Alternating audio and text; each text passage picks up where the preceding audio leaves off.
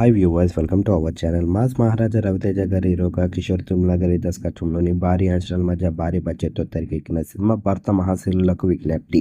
Comedy, emotion, family ఎంటర్టైనర్గా తెరకెక్కిన ఈ cinema ప్రస్తుతానికైతే మాత్రం జాన్ 13న సంక్రాంతి కానుక వరల్డ్ వైడ్గా రిలీజ్ చేశారు.